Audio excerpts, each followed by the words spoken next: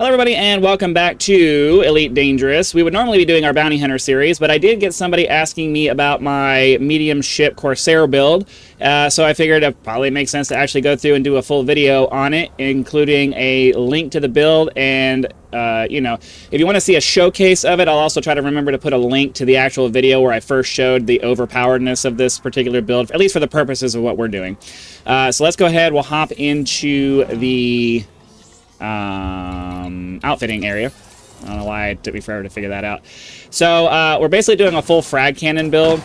Three size 3s and 3 size 2s. I went with all oversized. I'm sorry, all double shot on all of these. And then for the secondary effects, I went with oversized, a combination of oversized, drag munitions, corrosive shell, and incendiary rounds. Now, I would like to put a disclaimer out there that this is not necessarily what I believe to be the optimal way to do this as far as the secondary effect, the experimental effects. If I were able to do it over again and start over with fresh weapons, I had to kind of just get what I could get because I wanted to reuse the Class 2s that I took off of my Cobra Mark V, and these already had the experimental effects on them that they had, so I kind of had to just apply the effects that I wanted to the 3 here that I was upgrading. So if I was to do this all over again from scratch, the way I would do it would be I would make both of these, they would still all be double shots, but these 2 up here would be oversized. I would make the 3rd one incendiary so I can get maximum shield maximum melting of their shields. Then on my lower level ones, I would do one of them drag munitions, one of them corrosive, right? So I would probably do corrosive and drag munitions and then another oversized. So you'd have 2 oversized up here, and incendiary, I'd have oversized, corrosive shell, and drag munitions. That's how I would have my debuffs laid out. That way I'm getting maximum effect from my incendiary rounds. But like I said, this was set up because I had to use the resources I had. I was just kind of half-assed trying to put a build together, and rather than starting from scratch with all brand new weapons, I just reused weapons I had from a previous ship, which kind of forced me to put corrosive shell up here instead of incendiary like I would prefer to do it. I think that's probably the most optimal way to make that work. You can try it out and see if it works better than what you see in the other video that I did. As far as our utility options, I always use the same thing for all of my builds because I don't want to have to worry about another thing I have to pay attention to. Point defense in case they happen to have some missiles, and then a couple of shield boosters just to protect me, give me a little bit more shields. For our armor, you could put higher level armor on here. I haven't found the need for it yet. I kill things so quickly with this that they almost never get a chance to really get even part way through my shields. I think the lowest I've seen so far fighting cutters and anacondas has been 75%.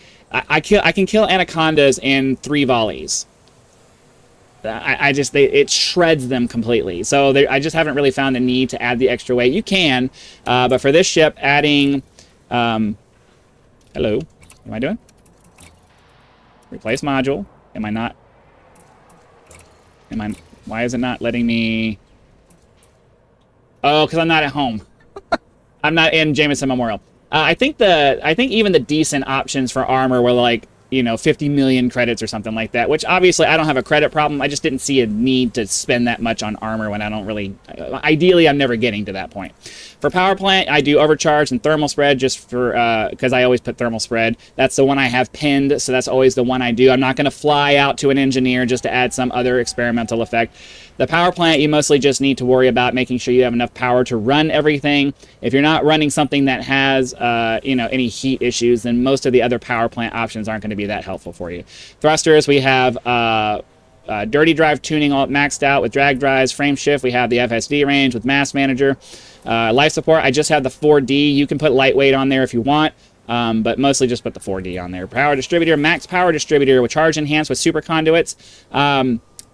I use that typically for all of my all-rounder builds just to make sure that I have pretty decent recharge. This is great if you're going to be using like lasers and stuff like that. For this particular build, if you really wanted to, you could do engine enhanced, whatever the engine enhanced version is. With the, I think the super conduits, you probably want to stick with that because this doesn't really use, I don't even have to take the pips off of engines when I'm using my frag cannon. So I don't think you need to have the all-rounder charge enhanced if you're willing to put the extra focus into maybe making your power distributor focus on something else.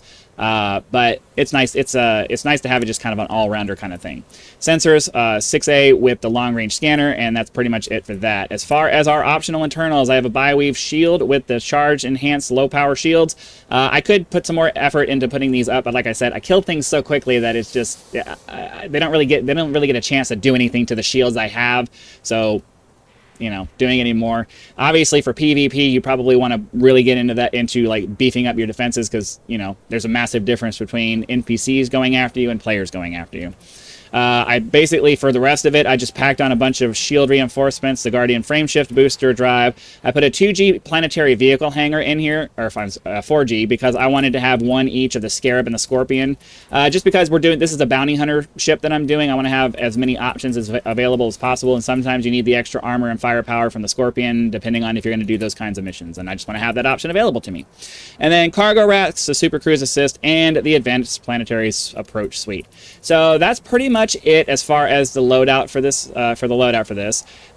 The way that this works is more or less the way that my Cobra Mark V works. It's maneuverable enough that you can slot yourself in behind most enemies, stay there, and then just pew, pew, pew, wait for the recharge, pew, pew, pew, wait for the recharge, pew, pew, pew, and that's usually enough to finish off pretty much any of the enemies. If they're medium-sized ships and you're able to get up close and just get a couple, like the medium-sized ships, I can kill them in 2 volleys, sometimes 1 if I get like really close up and get really good shots on all of it. It just melts through their shields with the incendiary rounds, and then the frag rounds themselves just blast through everything. So, you know, as far as like PvP and stuff goes, I don't really do that. It's not really something that I am interested in doing.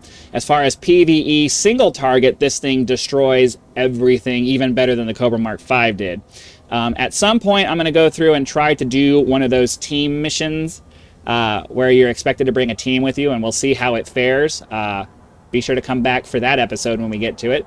But that's it for today. I'll try to remember to put the Coriolis link in the description, as well as the link to the video that shows my first demonstration of how this ship works, so you can see that if you're interested. But yeah, that's it for today. Thanks for watching. Be sure to hit the like button, subscribe to help us reach 10,000 subscribers. Join as a member for early access to videos, among other perks, or you can just leave YouTube's version of a tip with the thanks button. I also have PayPal and Patreon links for those of you who are interested in that route. So again, thanks for watching. Be sure to come back for our next video, and I'll see you then.